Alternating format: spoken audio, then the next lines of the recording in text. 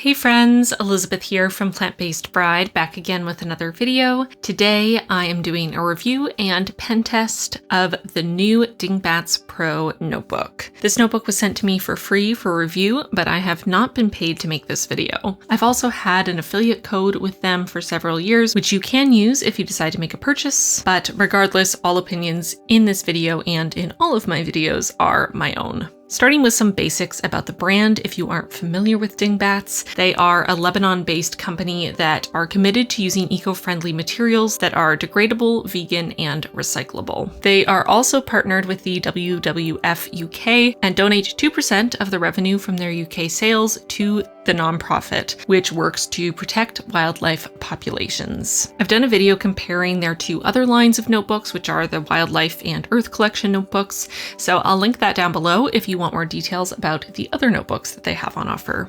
Back to the whole reason for this video, which is the brand new Dingbats Pro notebook. This notebook comes in B5 size only and in a single cover color, which is this black fabric hardcover, which is made with natural fabrics, specifically cotton, linen, and viscose from natural cellulose. Their covers are FSC and PEFC certified. All resins used in the making of the notebook are water-based, and the notebook itself is vegan. While there's only one colorway for the Pro notebook, there are two design choices for the emblem on the front. I chose the bee emblem, but they also have a cactus option, which I'll pop up on the screen here. Something that I think is really fun about these notebooks is that the end pages on the inside cover at both the front and the back have a design that matches the cover. So the cactus notebook has a cactus pattern, whereas the inside cover of the bee notebook has this really beautiful pattern inspired by bees' wings. Let me know in the comments with either a bee or a cactus emoji which design is your favorite. On to some of the features of this notebook. There's an elastic closure as well as an elastic pen loop. You'll also see on the inside cover there's space to write your contact information if you were to ever misplace your notebook. The paper in the Pro notebook is thicker than the paper used in past Dingbats notebook designs. The Pro notebook has 160 GSM matte white uncoated paper, which is acid-free and developed for journaling, sketching, and drawing. The paper comes in either standard 5mm dot grid or plain. I would personally call the dots a medium to dark gray, and the pages are not numbered. The Pro notebook has 64 sheets total, or 128 pages. For comparison, the Archer and Olive B5 size notebooks have 160 pages. And the notebook I'm using as my current bullet journal, which is from Notebook Therapy, also has 160 GSM paper and has 178 pages. So I'm including those for context for some comparison for the number of pages in this notebook. So as you could probably guess, because it has fewer pages, the Dingbats notebook is the thinnest of these three notebooks, which could be a pro or a con depending on your own preferences and needs. On the one hand, you'll have to switch notebooks more frequently, but on the other hand, that thinner profile and slightly lighter weight makes the notebook more portable. The notebook opens and lays completely flat, but may need some gentle breaking in, as I find most notebooks do. There are two textured ribbon bookmarks, one black and one gold. Comparing the paper to white printer paper, we can see that it's quite a bright white, but it is a slightly warmer tone, which I personally really like. I measured the pages out of curiosity because I find a lot of notebook companies list the size as the outer cover dimensions, which is also important, but arguably not as important as the size of the pages themselves. So I'll put the measurements that I got on the screen if you're curious. I also double checked, and the dot grid is exactly 5mm. In the back cover, we have that same pattern as well as an expandable pocket. Another point to touch on is the price point of these notebooks. The Dingbats Pro notebook is selling for $38 US or $48 Canadian. For comparison, looking at Archer and Olive B5 size notebooks, those sell for $36 US or approximately $45 Canadian. We can also look at B5 size notebooks from Notebook Therapy, which are going for $42.78 Canadian, which is approximately $34 US. This makes the Dingbats Pro notebook the most expensive out of these three. Here's a quick little comparison with an Archer and Olive B5 size notebook. They are exactly the same size, though again, the Archer and Olive notebook is slightly thicker. And then a comparison to an Archer and Olive A5 size notebook, so you can see the difference there if you're just overall not familiar with the dimensions of a B5. Now that we have all the basics covered, we've touched on all the features, it's time to do a pen test. I'm using a bunch of different types of pens, markers, paint pens, gel pens, brush pens, a fountain pen, watercolor, to get a feel for how this paper reacts to a bunch of mediums. I'll list all the specific pens tested in the description box in case you want more specific details. As I'm starting to write for the pen test, I'm noticing that the paper itself feels quite smooth and has a very, very subtle texture.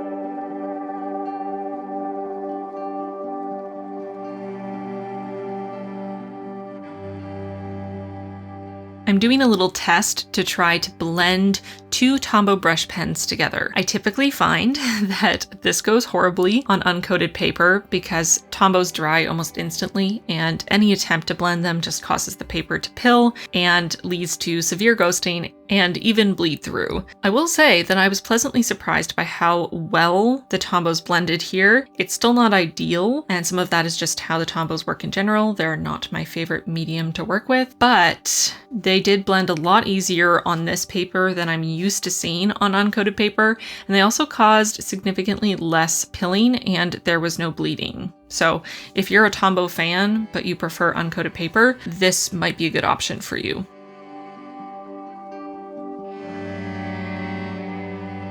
I also wanted to test my 3 white correction pens that I use for when I make a mistake.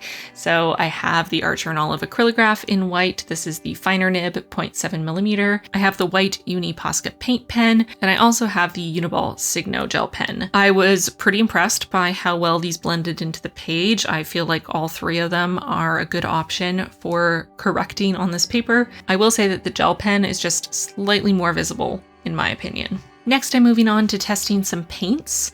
I like to create 3 quick stripes or swatches of watercolor, starting with a small amount of water on my brush, adding a bit more water, and then trying to swatch with quite a bit of water on the brush just to see how the paper holds up to various amounts of water with watercolor. So I found it interesting to see that any of the water on the paper seemed to sort of pool and gather rather than soaking into the page. It seemed like the water sort of sat on top for quite a while. This can cause larger areas of watercolor to have an uneven finish, or you might end up with water spots, which I did in my swatches here. I found the regular watercolor showed up pretty vibrantly on the page. I also did a swatch where I blended 2 shades together. This is just really to test how the page holds up to repeated brush strokes on the same spot and more water being added, as well as out of curiosity to see how colors blend. I also wanted to test my metallic watercolor,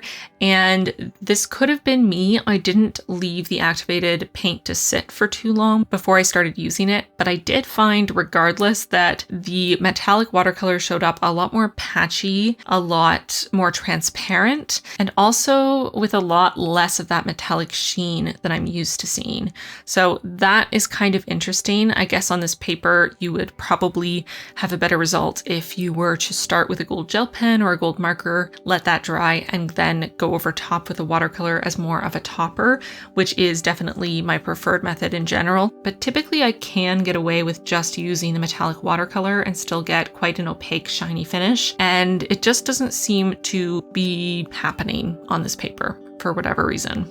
The last thing I want to do here is a quick smudge test. As you might know, smudging is one of my biggest pet peeves, which is why I typically go for an uncoated paper, because the ink is always going to dry faster on uncoated paper, which means you have less likelihood of smudging. So I'm testing a couple different pens here just to get a feel for how the paper reacts. So I'm starting with the Pentel Hybrid Technica in 03. This is a gel pen with a very fine nib, and it's the pen that I use day to day in my bullet journal. So I wouldn't expect it to smudge too much, and that was the result. It definitely smudged after 1 second, but once you get to 5 seconds and then 10 seconds, there is no discernible smudging, which is great for my purposes. I left the page to fully dry, and now it's time to take a look at the other side and see what we got. So taking a look here, there is quite a bit of ghosting over the whole page. I can see pretty distinct shadows from every single medium used. which is interesting to me. In my experience, typically with 160 GSM paper, you are unlikely to get quite this much ghosting from just regular pens at the very least. So that's definitely interesting to see. And then the only bleed through we have is from the Copic sketch marker as well as the permanent Sharpie marker, both of which are alcohol based and typically not recommended for uncoated paper in general. They do tend to bleed through. You'll also notice some slight buckling on the page from the wettest watercolor swatch, as well as from the swatch mixing watercolors and the metallic watercolor swatch. Interestingly, there is essentially no buckling whatsoever from the light and medium wetness watercolor swatches, which is very nice to see. I'm quite impressed. As I've mentioned many times in notebook reviews, what we each want and need out of a notebook is incredibly individual to us. So I can't tell you one way or the other if this is a good notebook, because honestly, there is no such thing as a good notebook.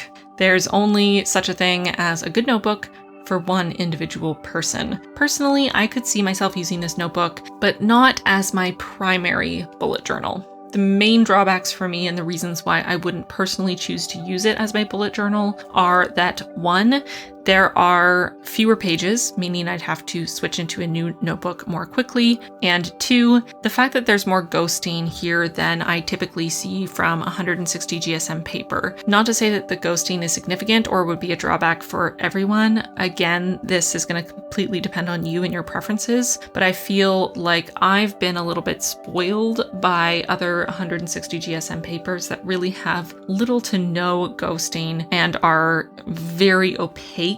I do like how the paper performs though. I like how it feels and I like how it handles various mediums. The only real exception there is the metallic watercolor and the lack of that really bright shine. Whether or not this notebook is a good fit for you is going to depend on a bunch of factors, like whether or not you like the B5 size in the first place, if you're a fan of fabric covers, if you're not a fan of smudging because it is quite smudge resistant. It's also great if you're a Tombow brush pen user. It's also great for the subset of us who love a bright white page, but don't want it to be so bright that it leans toward the pink-blue end of the spectrum. We prefer a bright white, but a warm white. I know this is super specific. I am one of those people. I love a bright white page. I don't like a cream page. I don't like an ivory page. I like bright white. But what I don't like is a bright white that almost looks blue or shows up pink in photos. And what I would love in all notebooks is the color and tone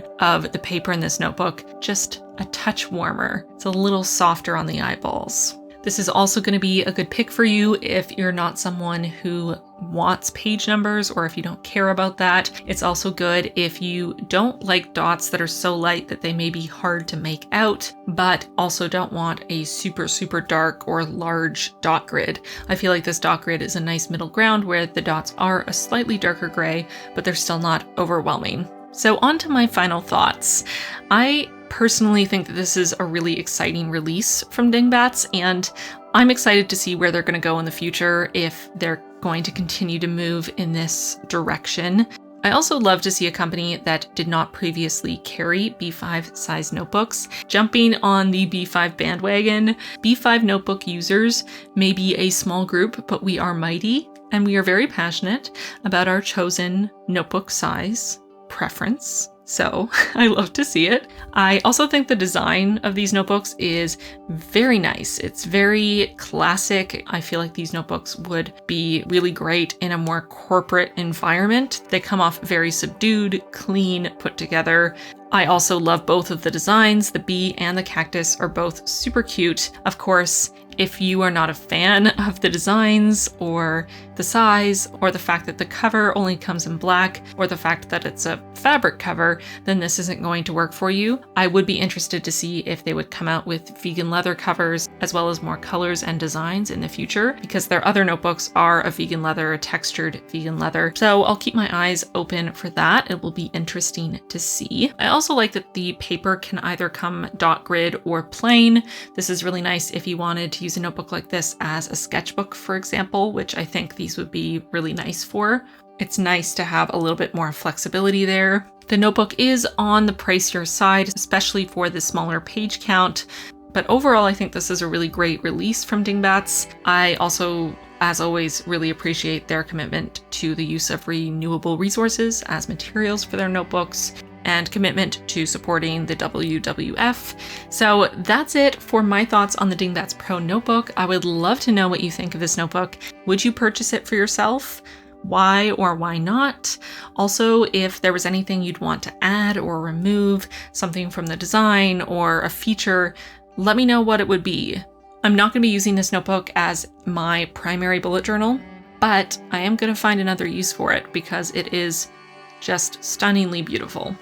As I mentioned at the beginning, I do have an affiliate code for Dingbats, which I've had for a few years now. If you want to buy a notebook, if you want to use it, you can get 10% off. The code is plantbasedbride10.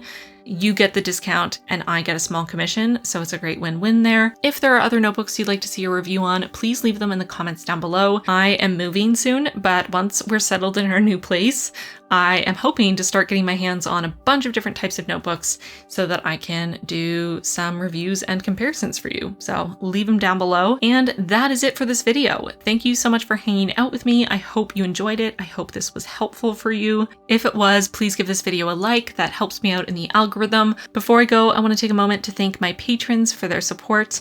Extra special thanks to our newest patrons, Erin, Jessica, Dina, Cindy, Teresa, and Brandy. Welcome all of you to the squad. We are so excited to have you. If you at home want to join the squad, feel free. There's a link in the card and in the description box down below. And with that, I'm going to get going. Thank you so much for watching, and I'll see you really soon in my next one. Bye, friends.